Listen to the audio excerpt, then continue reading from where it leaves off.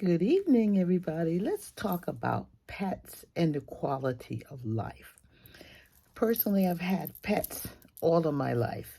I currently have a dog. I don't know if you've seen the picture of him, but I have a Siberian Husky.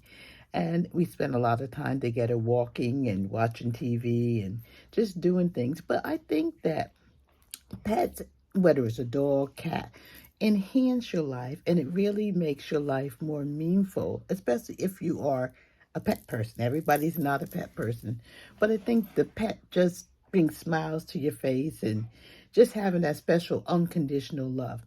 And I remember there is this lady just mentioned on Instagram today, and she's talking about her cats, and she took her cats to the doctor, and how the cats are really a very important part of her life. And she can't imagine living life without her two cats, and they really add a whole lot to her existence. It really made me think about it because a lot of times we don't talk about it. We talk about our kids, we talk about our relatives, and we don't talk about our pets.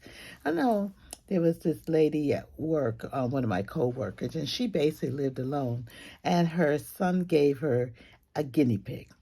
And all she talked about was the guinea pig. Every day she went to Walmart and got food for the guinea pig. And she came back and she'll talk about, well, I'm going to get home. I can't leave him. I got to clean his cage. And she was just so excited about this guinea pig. And then the guinea pig died. And she was just heartbroken because the purpose, somebody was waiting for her when she got home. Somebody was happy to see her. Now, I'm not that familiar with guinea pigs, but that guinea pig was an important part of her life. And even though it was just a guinea pig, it stopped her from being lonely, of living alone, because she looked forward to doing something to the guinea pig. I mean, I had another friend that had a ferret. Again, everybody's pets are not the same, but she had a ferret, and the ferret's name was April. April was a nice ferret, and really, she loved that ferret. I think she's the only person that I know that had a ferret. I mean, she loved that ferret, and it really added her whole life to her. She carried it around her neck, and she did things with the ferret. I'm not one to pick, again, what kind of pet you have. Another person I know, again, I got a lot of people I know, not necessarily friends, but people I know she has a snake. Now, I'm not one to choose what your pets should be. You love the snake, they wrap it around the neck like the ferret, and the snake is a part of their existence. They walk down. I think it's a boa constrictor or some kind of big snake. I'm not sure what it is because I can truly say I don't visit that person. I don't visit that person, but I respect that they love their snake and they want it to be a part of their life. As a matter of fact, I think the snake may not always be in the cage. I don't know. Again, I'm not visiting them. Snakes and I don't get along very well. But there's all kinds of pets. You know, it doesn't have to be the traditional dog and cat. I mean, some people have fish, and they have big fish, saltwater fish, and they have special tanks and big tanks, and they love the fish. I think it's the calming of the fish swimming. I'm not sure. I've had fish, but they didn't live very long. But they love the fish and they go and they're colorful and they take care of the fish. They get special fish. They get special food for the fish. They love their fish. And I mean I can see how watching the fish swim by could be very calming and so relaxed and I really can't. Then there are the birds. A lot of people seem to like birds and spend a lot of money on the birds. I mean, I always like the idea of a parrot or one of those. They live a long time and they can talk, but you got to work with it to talk. I mean, I think I had friends that had parrots, but they didn't seem to talk. I don't know if nobody trained them to talk, but they didn't. They weren't talk, but they like parrots and they had other kind of birds. I'm not cockatoos. I'm not even sure what kind of birds they were, but they liked the birds and they had I mean, big cage. Maybe the cage was 6 feet, 5 feet tall, with all with the birds sitting around and going around and hanging and different things they had for the hang and swim. But again, not my cup of tea, but it was nice to see how much joy. Look at it. Look as they say hello to Arlene when she comes in. Don't say hello to me. But that was them. When you talk about it and you express them and you see them, they're so happy to have these pets. There's a lizard. I mean, people had lizards. I can't remember they had lizards. I mean, whatever their cup of tea is, they have this, and whatever they're happy, and it brings joy having that particular kind of pet. Again, there's all kinds of pets out there. I mean, there's exotic pets. There's, just normal pets. I can't see having a pet worm or whatever it is, a pet rock. A lot of people have this pet rock, but I think that's ridiculous. But having real live breathing a turtle, I could see a turtle. They pick the turtle up and it crawls in their hand and they're doing things with the turtle. I mean, I can see a turtle. I mean, I really, really can see a turtle. But not sure. But I just think that the idea is, regardless of what you choose as your pet, the idea that it adds a whole lot of value, at least it does to my life. And the people I know who are pet people, be it a horse, be it a cow, be it a chicken, a duck, whatever it is, it adds that little it just adds that even when they talk about it, especially if they generally like that pet. Now, I do have a person that has a cat, and they don't really like the cat.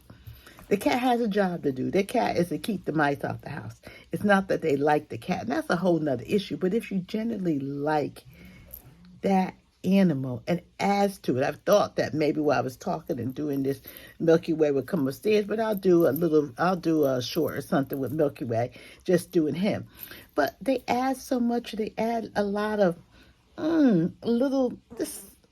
I don't know what to say. They do add a lot. I mean, and even sometimes people who don't have a regular pets, they have what you call babysitting pets. They may not want to do it all the time, but they have the pet. And my sister gets so excited when her pet, she's house sitting or dog sitting her, and it comes over and they say, "Oh, guess who's here? Steffi's here again. I'm going to give Steffi some little treats. I'm saving this food for Steffi. I'm going to give this for Steffi."